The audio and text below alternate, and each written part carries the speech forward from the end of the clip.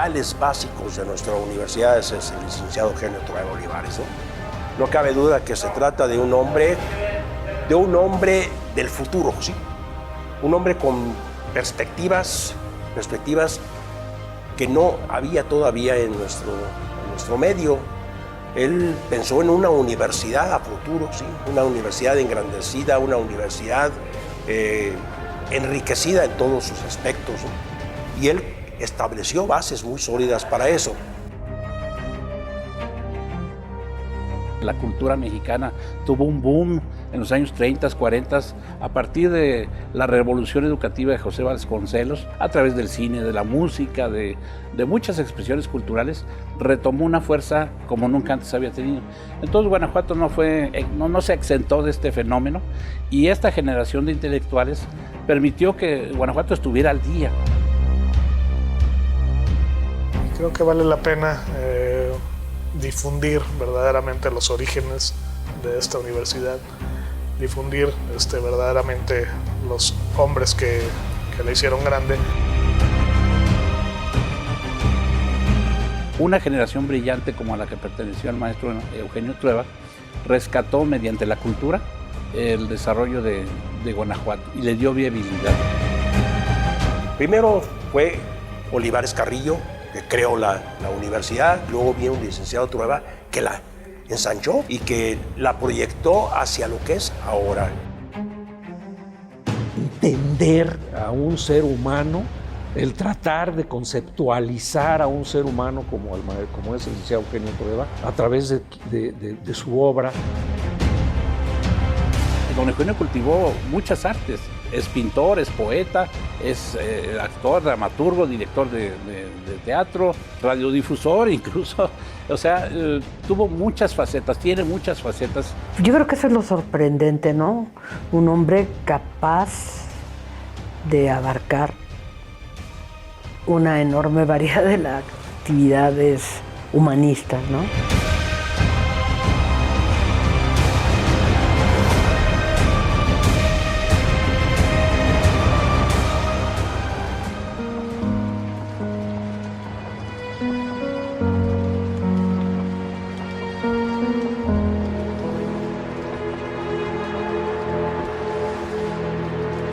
Mi padre es originario de Silao, Guanajuato.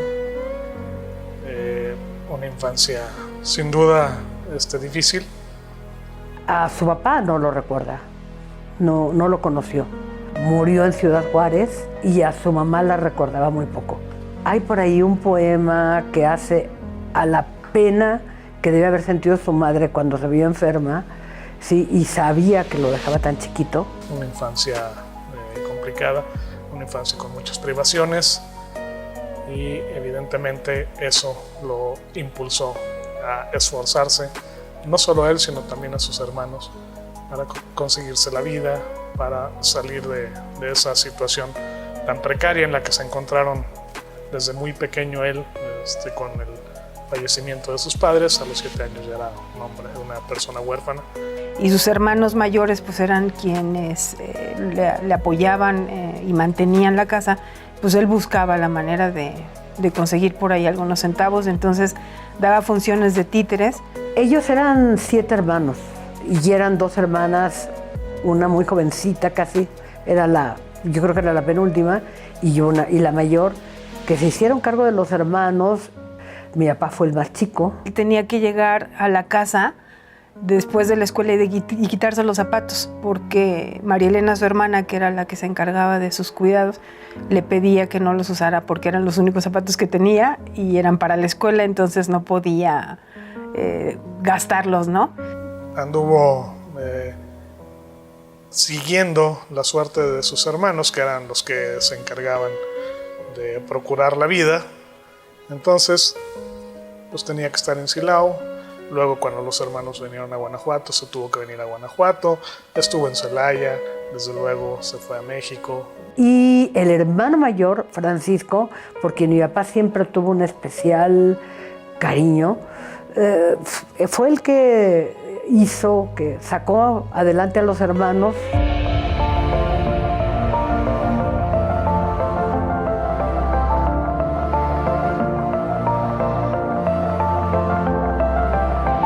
Primero estuve aquí en Guanajuato después de haber vivido un tiempo en Celaya.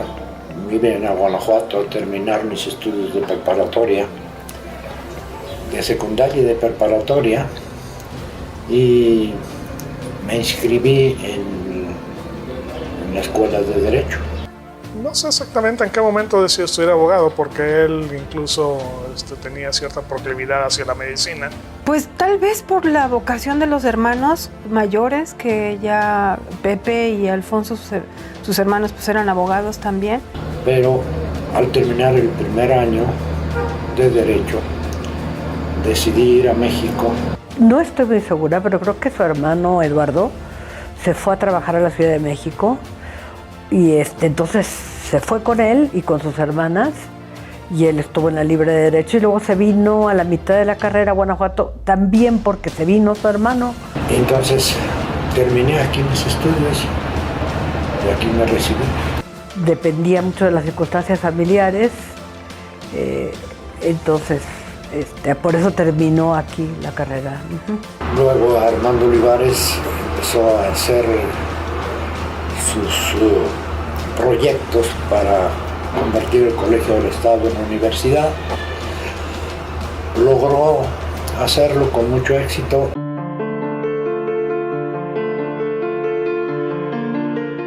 Me mandó llamar el gobernador del estado, que era el doctor Rodríguez Gaona, y acepté la rectoría. Pues mi padre toma la estafeta de Armando Olivares. Armando Olivares, pues también un abogado de una amplia formación cultural filosófica.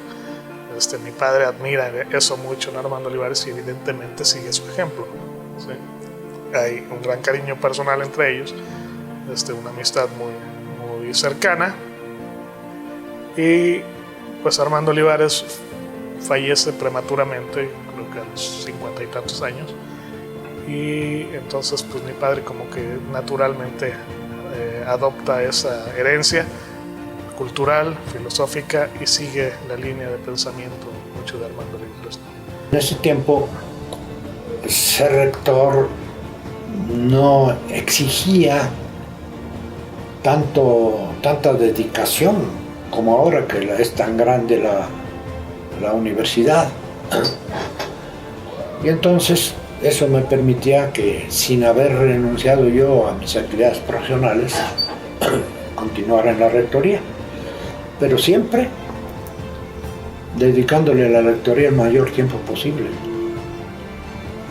Solamente ya en las tardes o en algunos momentos adecuados salía yo y iba a atender mis asuntos profesionales. Yo lo acompañé, por ejemplo, a Irapuato con alguna frecuencia, a la preparatoria de Irapuato. Cuando él fundó la Escuela de Agricultura y Zootecnia, lo acompañé a la hacienda, ¿sí? y yo me comencé a dar cuenta de todo lo que hacía, ¿no? Vimos a Celaya, me di cuenta que estaba trabajándose el auditorio de Celaya, también el auditorio de Irapuato. Finalmente se estableció la reforma, una reforma a toda la enseñanza media superior. Se trataba de un bachillerato terminal, ¿sí? Un bachillerato que pudiera darle conocimientos a los alumnos suficientes para ejercer cuando menos cierto tipo de actividad semiprofesional, ¿sí? Cuando menos, si no se conseguía seguir sus estudios, cuando menos podía desempeñarse en sociedad en algún trabajo en el Teatro Principal y la adquisición del mesón de San Antonio, que fueron actividades que él tuvo que trabajar mucho porque había que conseguir recursos económicos, ¿no? El licenciado Trueba, entre las muchas obras buenas que hizo para la Universidad de Guanajuato, fundó Radio Universidad de Guanajuato. Luis Pablo Castro, que le decíamos el Palillo, que era un buen amigo del maestro Trueba, y él tramitaron la licencia y un permiso. Era una época donde poseer una radio universitaria era algo raro, algo extraño. Eran muy pocas radios en posesión de instituciones de educación superior. Y necesitaban a alguien que tuviera permiso de la Secretaría de Comunicaciones y Transportes para ser locutor. no había un locutor entre el acopio humano de la Universidad de Guanajuato. Pues nada más estaba yo. Y entonces me contrataron. En realidad el licenciado Trueba me remuneró con un modestísimo salario. También la Feria del Libro.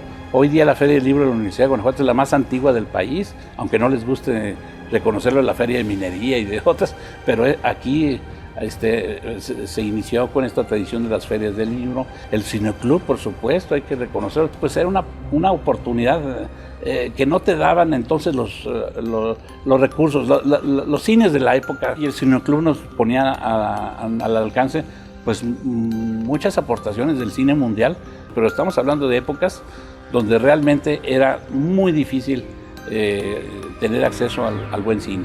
Yo tuve mucha suerte, fui un rector afortunado, nunca faltaron problemas, como es natural, pero se puede decir que nunca tuve un tropiezo grave.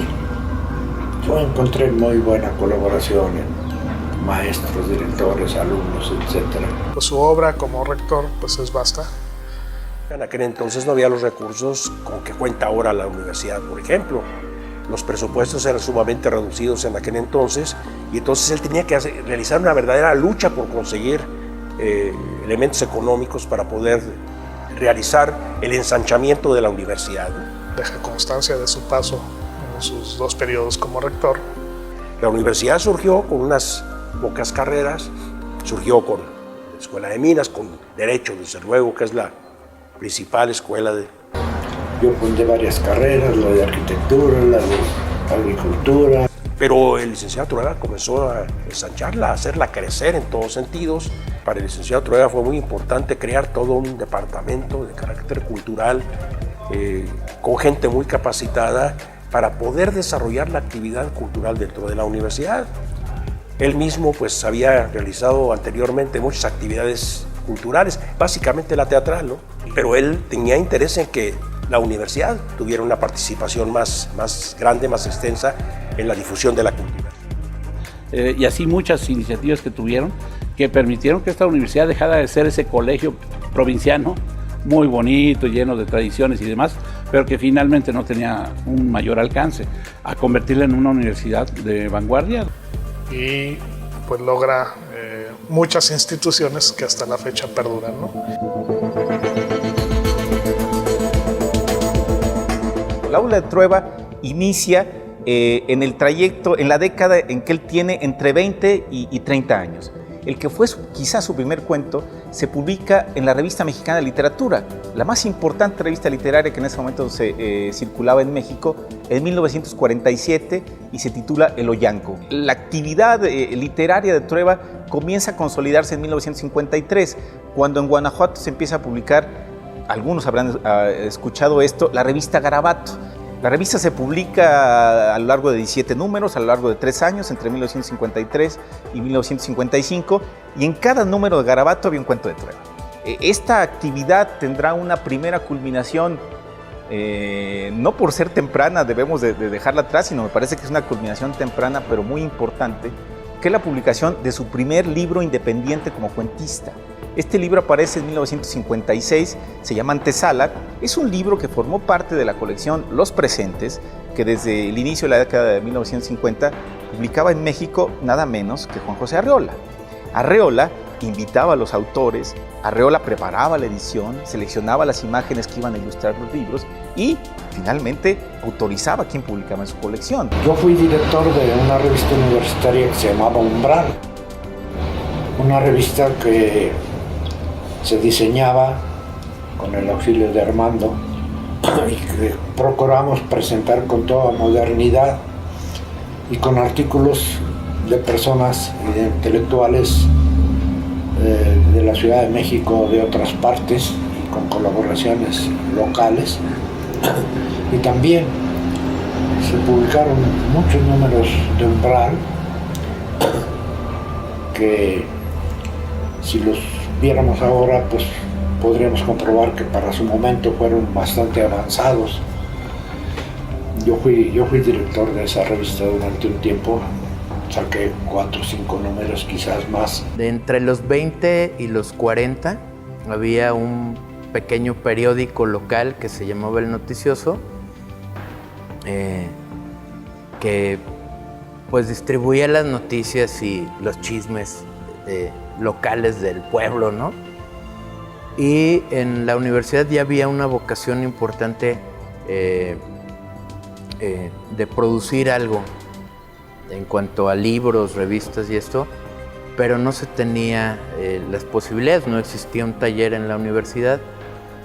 Y un grupo de estudiantes y de profesores que se juntaban a las tertulias literarias y que en los cafés comentaban lo que se estaba haciendo en la Ciudad de México, etcétera, pues pensaron que había que hacerse de un taller y cuentan que se hicieron cooperachas entre los estudiantes y los maestros para adquirir los talleres del Noticioso. Entonces, finalmente, entre el 45 y el 46, se hicieron de este pequeño taller que tenía unas máquinas, pues, de tipo móvil, unas Chandler. Pues en realidad era modesto, pero con definitivamente muchas posibilidades de producir libros y revistas ahí. Entonces platican que entre esos personajes que participaron en las cooperachas y con el proyecto de hacer algo en cuanto a editorial se trataba, estaban por supuesto Olivares Carrillo y don Eugenio Trueba. Fue una gran ayuda para nosotros el hecho de que la imprenta de la universidad se hubiese adquirido un linotipo, que era en ese momento pues de lo más avanzado. Todavía no había los recursos que hay ahora. Entonces aprovechamos la existencia de ese linotipo y se lograron ya mejorar y multiplicar algunas publicaciones. Y participaban de una manera pues muy activa y muy personal y muy entregada, porque aunque al paso del tiempo Olivares Carrillo fue rector, después don Eugenio, pero eran profesores y eran escritores y eran editores y eran ilustradores, a los dos les gustaba dibujar, les gustaba pintar. Entonces muchas de las viñetas que se utilizaron en aquellos años eran hechas por ellos. Tomaban una pluma, un lápiz, bocetaban algo y lo pasaban a los ilustradores que con lámina iban haciendo las ilustraciones. Luego se podían hacer algunos grabados en base a su trabajo, ¿no? Hay una frase muy hermosa que Elba Margarita Sánchez Rolón, una de las personas de las nuevas generaciones que se han dedicado a estudiar la obra literaria de Eugenio Trueba, que dice, no recuerdo ahora si en el prólogo a la antología titulada Hechos y Personajes, o precisamente en el ensayo que abre los cuentos completos, que dice que Eugenio Trueba es un hombre atravesado por la pasión de las palabras. Entonces, decir que un hombre vive al servicio, que pone su vida al servicio de las palabras, no es poca cosa. Es decir, no solamente significa que sea un hombre que las escribe, como sabemos y como hemos visto que Eugenio Trueba lo ha hecho, sino un hombre que las lee, que les da importancia, que considera que las palabras son el mecanismo finalmente de mediación indispensable, inevitable. No tenemos otro mejor, pero además no debemos de quejarnos de la calidad de las palabras como recurso de acercamiento. Son extraordinarias para alguien que se dedica y que les dedica entonces su vida. Lo último que se editó fue sus notas del día, que es el libro donde hace reflexiones sobre alguna noticia o alguna circunstancia que le llama su atención. Una compilación, una antología de cuentos. De teatro, pues el Río Revuelto. ¿qué habría sido si Eugenio Trueba solamente hubiera sido un autor dedicado a los asuntos que corresponden a su formación, la formación de jurista? Sería un hombre verdaderamente relevante en lo que concierne a la producción escrita. Como sabemos, tiene libros dedicados a la ética jurídica, a la teoría general del derecho, a los temas asociados, a algunos incluso de corte histórico, asociados a su profesión. Sería ya una obra relevante. Si en ese mismo ejercicio hipotético prescindiéramos, que no lo debemos de hacer, de esa obra de carácter de técnica jurídica y nos concentráramos solo en su obra literaria, tendríamos que decir, como lo podemos hacer y como lo debemos hacer, que Eugenio Trueba es un autor literario, es un escritor importante de la tradición mexicana. Sería importante decir, ya que hablamos de una obra vasta, simplemente tratar de describirla a partir de elementos estadísticos. ¿Qué autor de los que muchas de las personas que nos escuchan conocen puede presumir de haber salido de su pluma 5 libros de cuentos en los que se compila una cantidad de 80 relatos de muy distinta extensión, 4 novelas, una decena de obras de teatro, algunas incluso no publicadas? Estamos hablando de un autor con una producción ciertamente relevante, pero escribir, tener la disciplina, como Eugenio Trueba la ha tenido, de haberse dedicado a la literatura a lo largo ya, en este momento podemos decir, de más de 70 años, y de seguir activo, me parece que es una cuestión ciertamente excepcional.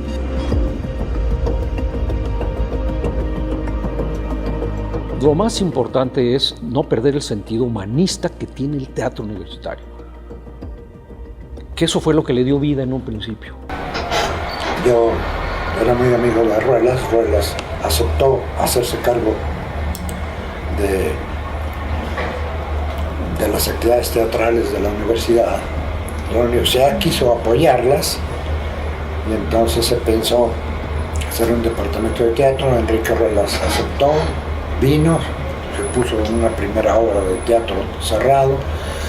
Después atendió las inquietudes de muchas personas de aquí que queríamos sacar el teatro a la calle, aprovechando nuestros escenarios tan estupendos.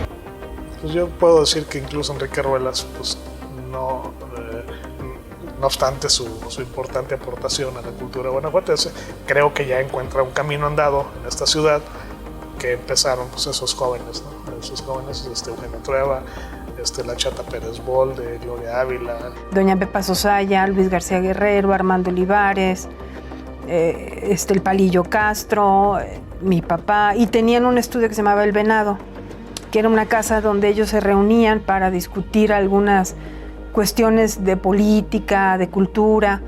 Gente de aquí del pueblo que se dedicaba por divertirse en algo a este tipo de actividades culturales.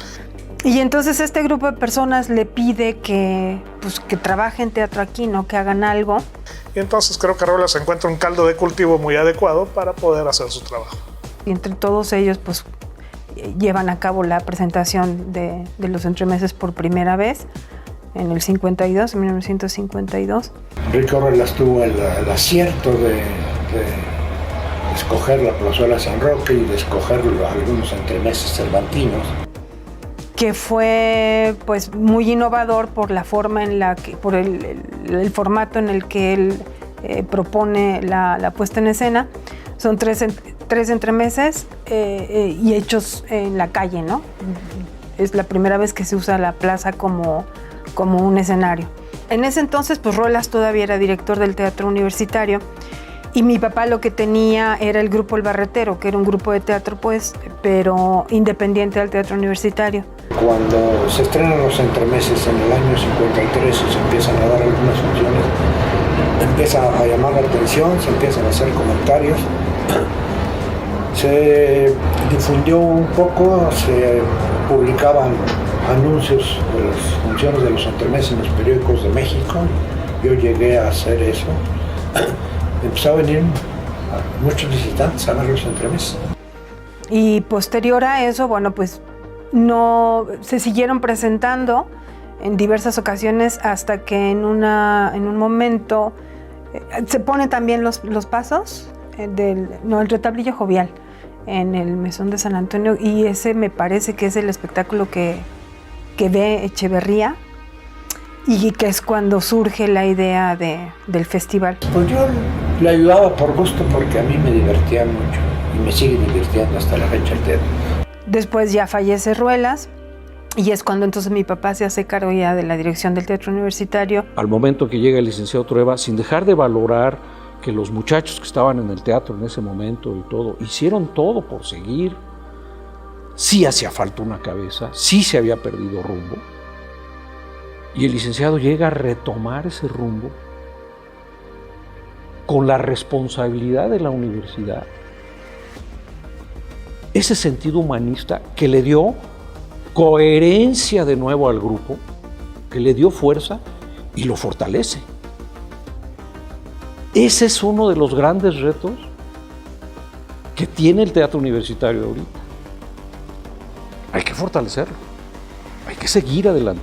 No hay que perder su mística, porque se pueden hacer muchas cosas. Pero uno de los ejemplos del licenciado Trueba fue el gran respeto que le tuvo al licenciado Ruelas. Sí, definitivamente participar en el grupo, participar con don Eugenio, siempre significa un enorme compromiso porque las cosas, él personalmente, siempre que quería que salieran muy bien, siempre estaba orgulloso de que éramos una compañía, aunque universitaria, haciendo las cosas de manera muy seria. Y como director, pues era bastante... nos daba mucha libertad de elegir cómo queríamos interpretar o qué calidades le íbamos a dar al personaje o características. Entonces era muy abierto a las propuestas de cada quien. En el teatro el licenciado pues nos hace partícipes, integrantes, nos incorpora a las obras de una manera muy especial, porque él, más que dirigir formalmente, es como un guía, nos permite a nosotros mucha libertad para que creemos y recreemos nuestros personajes. Pues sí, es un compromiso grande. Mi papá participaba en los entremeses y ahora mis hijos, y siempre con ese sentimiento de que somos afortunados de participar en este legado y ser parte de este proceso histórico, pues somos los que ahora nos toca estar ahí, ¿no?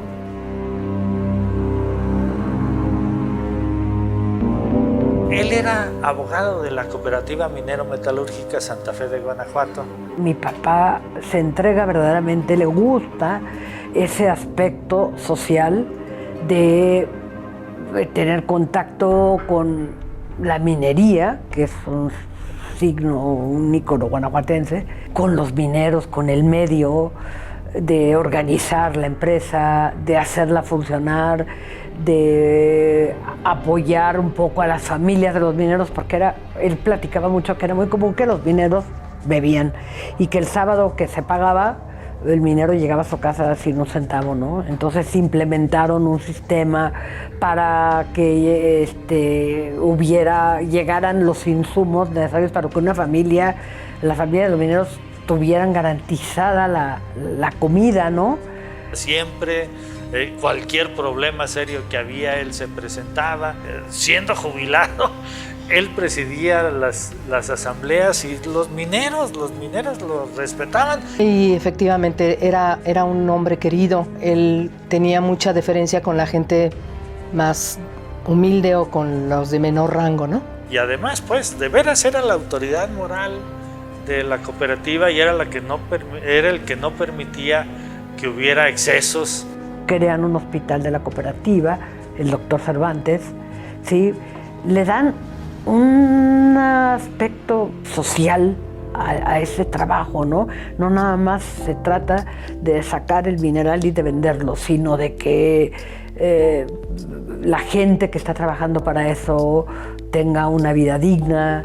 Y claro, él siempre estuvo al pie del cañón y preocupado por todo lo que pasaba en la cooperativa. Siempre tuvo su despacho abierto y al público, no obstante que tenía otras funciones, como ser abogado de empresas, particularmente de la Cooperativa Minera Santa Fe, de la Comisión Federal de Electricidad. era el apoderado jurídico de las empresas eléctricas, de Luz Eléctrica Mexicana del Centro.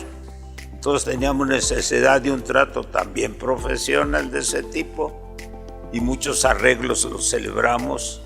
El licenciado Trueba siempre fue muy cuerdo y muy atinado en el trato con los trabajadores, y yo intervenía en los convenios que había que hacer como autoridad del trabajo. También fue defensor de oficio federal y fue un trabajo que también le costó mucho.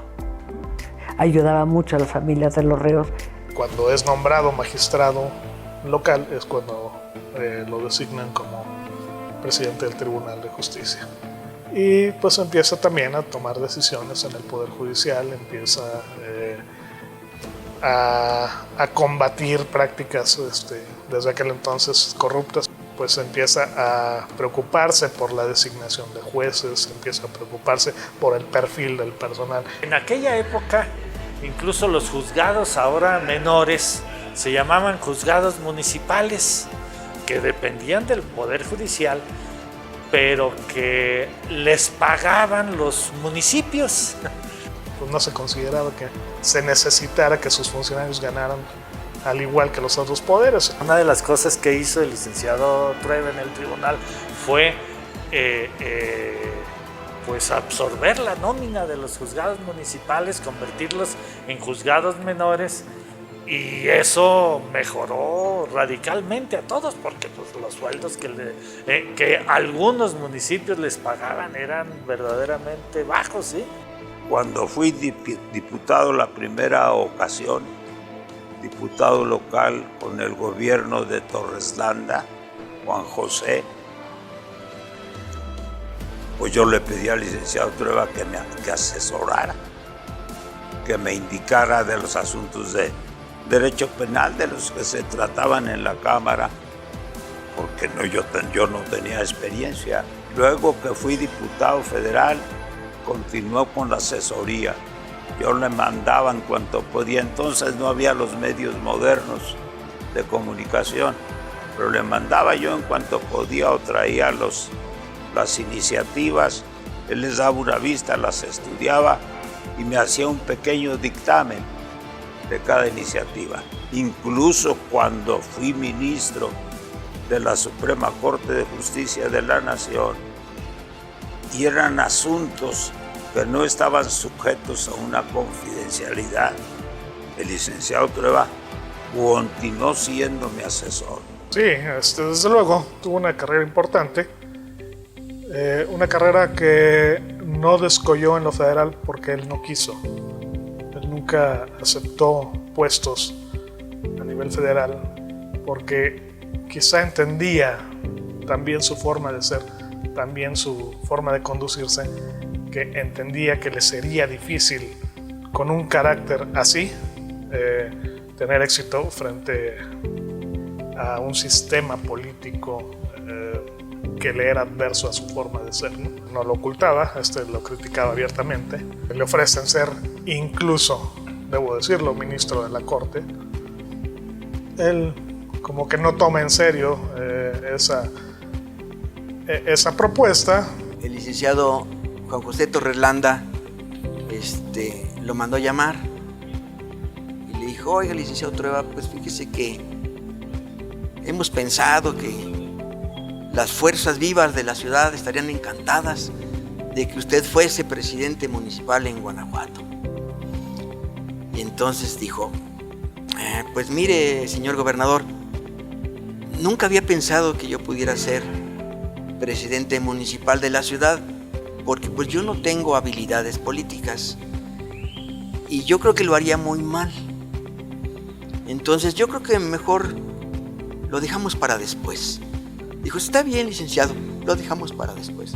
Y ahí se acabó la carrera política del licenciado Trueba. Entonces, pues el único cargo público en político que tuvo pues fue síndico o regidor del municipio, cuando ni siquiera se pagaban honorarios por ser eso, ¿no? Cuando era meramente honorario. Y pues ese fue su máximo cargo político. Era muy de la casa, yo no sé cómo hacía, porque yo lo recuerdo mucho en la casa. a pesar de que, pues de que estaba en la Comisión Federal, de que estaba en la cooperativa, de que litigaba, pero él generalmente iba a comer a la casa, entonces comíamos todos juntos, y él en la tarde-noche él ya estaba también en la casa.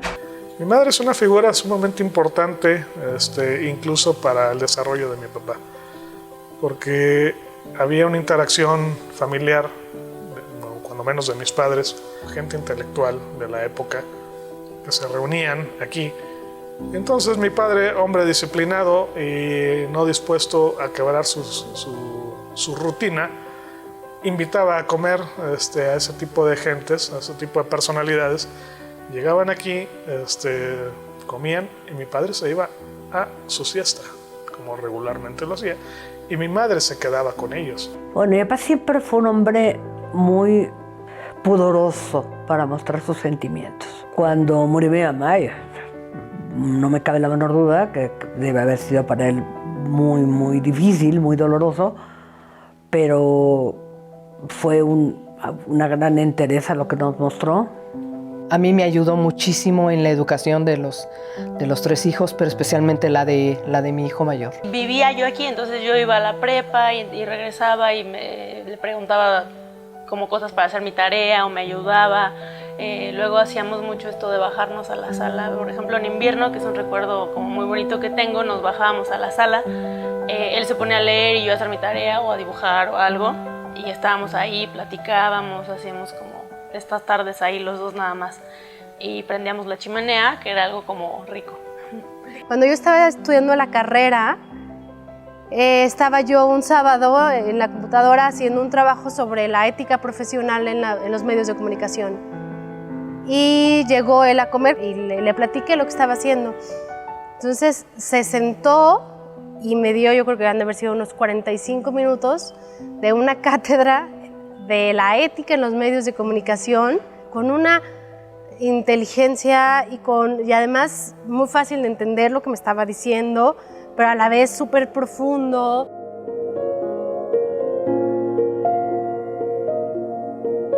El licenciado Trueba siempre fue un brillante expositor y brillante conocedor de la norma jurídica, de su fundamento filosófico, de su eticidad y luego después de las diferentes ramas del derecho.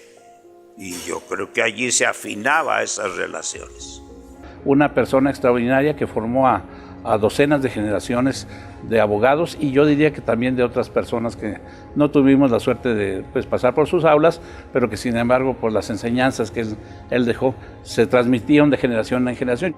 Es un hombre que se trascendió a sí mismo. Él no lo acepta, no lo ve, pero es la realidad.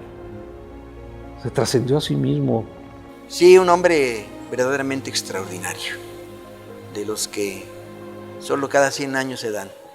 Con sus principios y con su congruencia entre su manera de vivir y su manera de actuar y los principios que él sigue. Es que es un hombre que, así como la gran intelectualidad y su gran humanista y todo lo que quieras ver, también es un hombre de una sencillez y de un gusto por saber y aprender y ver más y actualizarse. No ha sido nunca Trueba un hombre que considere que su palabra es la que es primordial. La palabra de Trueba es una palabra que siempre se entiende en la interacción con los demás. El legado del maestro Trueba tiene que compartirse. Y quienes tenemos la posibilidad de hacerlo, lo tenemos que hacer. Y lo tenemos que hacer porque considero que las generaciones actuales necesitan referentes de identidad universitaria. Y nuestras generaciones actuales necesitan ejemplos y referentes morales para que esta universidad siga teniendo la trascendencia que siempre ha tenido. La comunidad universitaria felicita al gran maestro. Larga vida a don Eugenio Trueba Olivares.